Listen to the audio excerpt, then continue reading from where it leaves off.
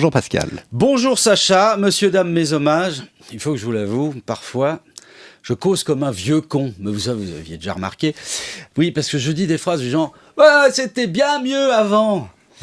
Et voilà de la sentence estampillée crétin croulant. Alors, pour retrouver quelque équilibre, je propose ce matin, pourvu que ce soit mieux après. Après quoi, je sais pas, mais vite, parce que franchement, la situation est autant désespérée que désespérante.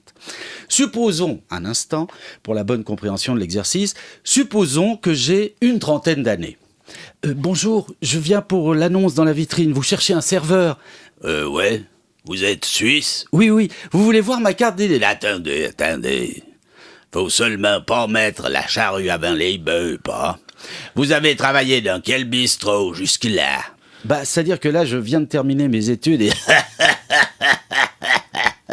Des études de serveur ou bien... Allez, au revoir, monsieur. Mais attendez, il faut absolument que je travaille. J'ai terminé mes études, j'ai plus de bourse. Ouais, mais sans expérience, ça veut pas jouer. Allez, attendez, j'ai quand même un master de lettres et un postgrad en muséologie.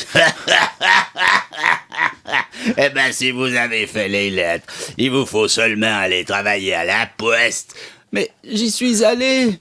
Après 6 ans d'études, ils veulent même pas que je fasse un apprentissage. Ils ont dit que je suis trop vieux et surqualifié. S'il vous plaît, monsieur, prenez-moi au moins à l'essai. J'ai fait un stage d'1 an non rémunéré au British Museum pour maîtriser parfaitement l'anglais. Ah bon ?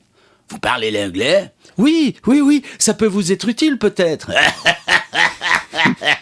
Pensez-vous, pour commander 2 décides blancs, il y a juste besoin de parler d'une main avec 2 doigts. Non, ça veut pas jouer. Il me faut quelqu'un qui a de l'expérience. Vous pouvez seulement aller au chômage. Mais j'y suis au chômage. Sauf que depuis la dernière révision de la loi, comme j'ai pas cotisé pendant mes études, je dois attendre 4 mois avant de pouvoir toucher des indemnités. Mais qu'est-ce que vous voulez que je vous dise ? La loi, c'est la loi. Vous pouvez seulement aller au social. C'est moche, C'est moche. Même s'il n'y a pas de honte à bénéficier de l'aide sociale, après des années d'études, de spécialisation et de perfectionnement, ça défrise la moindre. C'est un beau gâchis. Oui, mais heureusement, l'histoire continue. Notre héros a enfin pu toucher le chômage et malgré plusieurs centaines de réponses à des offres d'emploi, il n'a toujours pas trouvé de travail. Mais entre-temps, il a épousé sa compagne parce qu'avec le petit, c'était plus simple. Pour l'administration. Surtout que leur bout de chou a commencé l'école l'année dernière, mais le problème, c'est que le chômage, c'est pas illimité. Bonjour, monsieur. Monsieur, voilà. Alors, on arrive au bout, pas, mais bon, vous allez être content, je crois que je vous ai trouvé un travail. Ah bon ? Dans mon domaine d'activité ? Dans votre... comment ? Dans ce que j'ai appris à l'université. Ah non. Passez-vous. Non, c'est pas marqué Père Noël non plus, ou bien, Non, c'est dans un atelier qui fabrique des cure-dents et ils ont besoin de quelqu'un pour mettre ces cure-dents un à un dans des petites enveloppes en papier. Vous dites rien. Si, merci, je suis ravi. Mais soyez un peu plus positif, nerd de pipe. C'est bien pratique au bistrot d'avoir des cure-dents tout propres emballés dans du papier, ou bien... Oui, la dernière fois que je suis allé au bistrot, c'était pour demander du travail. Depuis, je suis pas retourné, alors vous voyez. Bon, alors c'est où que je dois aller dans cette usine ? C'est à Yverdon. Enfin, tout près, à Sainte-Croix. Mais j'habite Lausanne.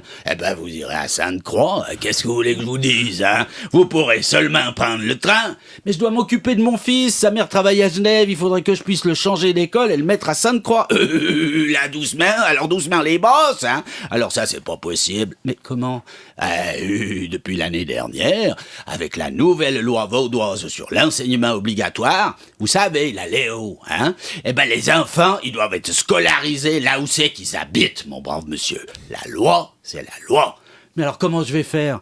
Alors ça, qu'est-ce que vous voulez que je vous dise, Quand on n'a pas de travail, il faut seulement pas faire de gamin.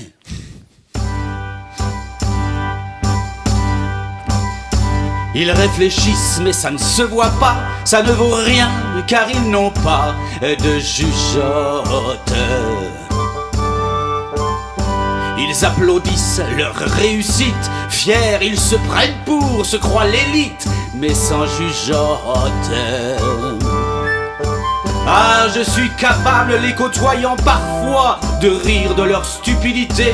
Mais plus souvent j'ai envie de pleurer, tant ils sont confis dans leur bon droit et sans jugeote.